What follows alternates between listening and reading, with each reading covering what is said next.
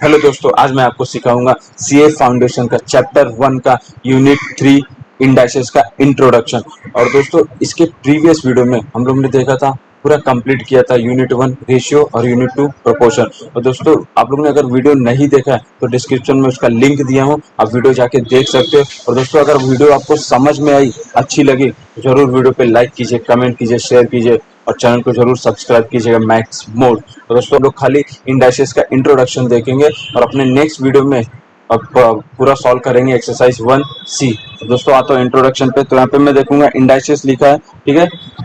यहाँ पे आ गया मैं। अभी यहाँ पे देखेंगे प्रॉपर्टीज, देखेंगे दोस्तों इंडाइसेस की कि हमको एक्सरसाइज सॉल्व करने में क्या क्या प्रॉपर्टीज यूजफुल आएंगी, क्या क्या प्रॉपर्टीज हमको काम आएगी और फॉर्मूले भी। तो यहाँ पे मैं देखूंगा, यहाँ पे मुझे पहला क्या लिखा है, फर्स्ट वाला एडिशन लिखा है। तो एडिशन क्या होता है, जैसे सपोज अभी दोस्तों हमको ये 4 बार ये 4 लिखा है, 4 बार 4 लिखा, मतलब मैं इसको 4 टाइम्स ऑफ 4 मल्टीप्लाई कर सकता हूँ, ठीक है। यही यहाँ पे मैंने वही लिखा है। आप अगर 4 में 4 जो ऐड करोगे तो 8 होगा, 8 में फिर 4 ऐड किया तो 12 होगा, 12 में फिर 4 ऐड करोगे तो 16 होगा।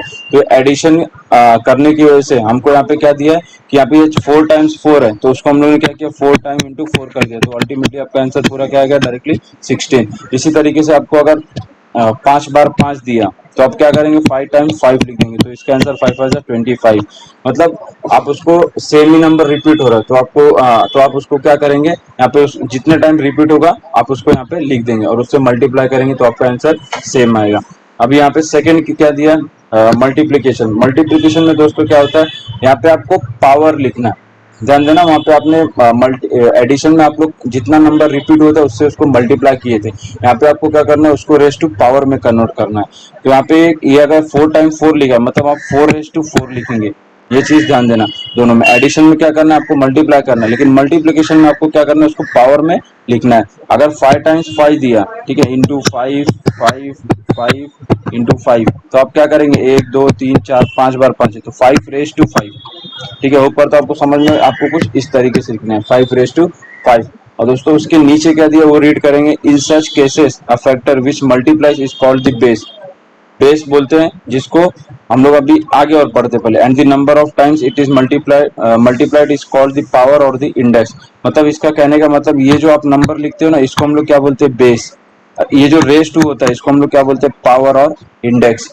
इसको क्या बोलेंगे, 4 रेस टू 4 दिया तो ये आपका क्या हो जाएगा दोस्तों, ये बेस हो जाएगा। और ये जो रेस टू में है वो क्या हो जाएगा, आपका पावर और इंडेक्स। ऊपर तो आपको ये प्रॉपर्टी क्लियर होगी, पावर किसको बोलते हैं, बेस किसको बोलते हैं। बेस सिंपल है, जिसके ऊपर आप समझ लो स्टैंड कर रहे हो, मतलब इसके ऊपर ये स्टैंड हो रहा है, 5 के ऊपर ये अगेन 5 स्टैंड हो रहा है, तो ये स्टैंड वाला पार्ट मेरा बेस हो जाएगा और ये पावर हो जाएगा या फिर इंडेक्स हो जाएगा। आगे प्रॉपर्टी क्या दिया है, any base raise to the power 0 is defined to be 1। तो दोस्तों ये हम लोग ने पहले भी देखा है, अपने 10th 11th में भी सीखा होगा, किसी भी चीज का रेस टू 0 होगा तो उसका डायरेक्टली आंसर 1 आता है। तो यहाँ पे वही चीज हमको बताया गया है कि एनी बेस, बेस मतलब ये 5 to the power 0 is defined to be 1। समझे, anything raise to 0 is equal to 1, ये आप याद कर लीजिए। कुछ भी रेस टू आपका 0 रहा तो आंसर उसका 1 आएगा। और भी प्रॉपर्टीज है, देखते हैं क्या दिया है। यहाँ पे a raise to m into A raise to N दिया, मतलब, और ध्यान देना दोस्तों उसका जो आंसर लिखा है क्या है, a equal to m plus N. लेकिन यहाँ पे एक कंडीशन है, कंडीशन क्या है कि आपका बेस सेम होना चाहिए। मतलब 5 रेस टू 2 दिया है इंटू 5 रेस टू 1 दिया है, तो आपका बेस सेम है तो ये पावर क्या होगा, ऐड हो जाएगा। मतलब 5 2 प्लस 1, तो ये 5 रेस टू 3 आएगा।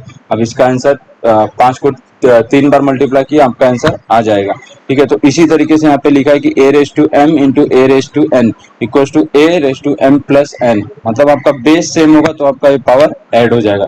यहाँ पे लिखा भी है बेस मस्ट बी सेम, ठीक है। आगे नेक्स्ट प्रॉपर्टी क्या दिया, a raise to m divide by a raise to n। यहाँ पे क्या दिया, आपको डिवाइड दिया मतलब आपका जो पावर है वो माइनस में आ जाएगा। इसका मतलब अगर आप सपोज आपको a रेस टू m दिया है divide by A raise to N, तो इसको आप कुछ इस तरीके से भी लिख सकते हो, ये ऊपर आ गया तो ए रेस टू माइनस एन हो जाएगा दोस्तों। और दोनों का बेस सेम है, बेस सेम है मतलब ऐड होगा, लेकिन यहाँ पे है कौन सा साइन, माइनस साइन, तो आपका आंसर क्या आ जाएगा, a raise to M minus n, ठीक है। होप करता आपको क्लियर हो गया होगा। इसके लिए यहाँ पे इसको डायरेक्ट लिखा है, A raise to M divide by A raise to N होगा, तो आपका आंसर क्या आएगा, A raise to M minus N. Next property क्या दिया, ए रेस टू एम पूरे ब्रैकेट के बाहर एन दिया है, ब्रैकेट के बाहर। तो दोस्तों ये क्या होता है, यहाँ पे मल्टीप्लाई होता है क्योंकि बेस एक ही है आपका, ठीक है, बेस एक ही है और पावर थोड़ा ब्रैकेट के बाहर दिया है, तो क्या करेंगे, इसको मल्टीप्लाई कर देंगे। मतलब ये 5 रेस टू 2 और ये 3 दिया है, तो आपका 5 रेस टू 2 इंटू 3 क्या हो जाएगा, 6। तो वही वही यहाँ पे लिखा है। अगर ऐसा दिया गया तो a raise to m into n हो जाएगा। आगे आते हैं नेक्स्ट प्रॉपर्टी के, क्या दिया है, a into B the whole raise to n दिया, और इसको आप स्प्लिट करेंगे तो दोनों पावर क्या होंगे, स्प्लिट हो जाएंगे। जैसे यहाँ पे a into B the whole n दिया, तो a raise to n into B raise to n, मतलब 5 इंटू सपोज a दिया है और ये 3 दिया है, तो 5 का क्यूब आएगा और a का क्यूब आएगा, मतलब दोनों अपने आप पे पावर स्प्लिट हो जाएंगे। तो यहाँ पे वही दिया है कि a into B raise to n दिया द होल रेस टू, तो a raise to n into B raise to n, ठीक है।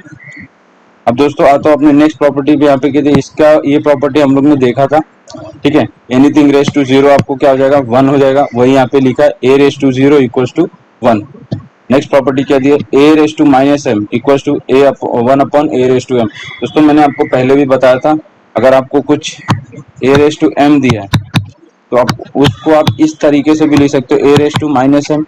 यहाँ पे क्या किया, यहाँ पे आपको a raise to minus M दिया, आपने क्या किया, यहाँ पे a रेस टू m लिख दिया, इसको नीचे आ गया, न्यूमरेटर वाले पार्ट को डिनोमिनेटर में लाया तो आपका माइनस साइन हट जाएगा, वह यहाँ पे दिया। और दोस्तों नेक्स्ट प्रॉपर्टी में मैंने आपको लिखा है कि ये डिनोमिनेटर में दिया तो ये न्यूमरेटर में जाएगा तो आपका नेगेटिव पॉजिटिव हो जाएगा।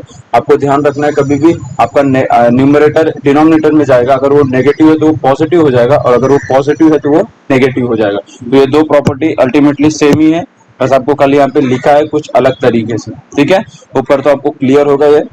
इसी तरीके से आता अपने नेक्स्ट प्रॉपर्टी क्या दिया, if a raise to x equals to a raise to y then x equals to y। तो यहाँ पे आपको ध्यान क्या देना है, इफ मतलब गिवन, अभी आपको a रेस टू x दिया और a रेस टू y दिया, दोनों को दोस्तों देखना ये बेस सेम है, बेस सेम है तो आप डायरेक्टली क्या बोल सकते हो, ये इक्वल है। देन मतलब ये प्रूफ, ये x इक्वल्स टू आपका y आएगा। अगर आपका ये बेस सेम है a और a तो आप x equals to y directly बोल सकते हो, ठीक है। अभी हमारा यहाँ तक ये प्रॉपर्टी खत्म हुआ। अभी आते हैं अपने नेक्स्ट प्रॉपर्टी पे, वहां पे क्या दिया आपको, if x raise to a equals to y raise to a, यहाँ पे आपको ये दिया है, ठीक है, then x equals to y।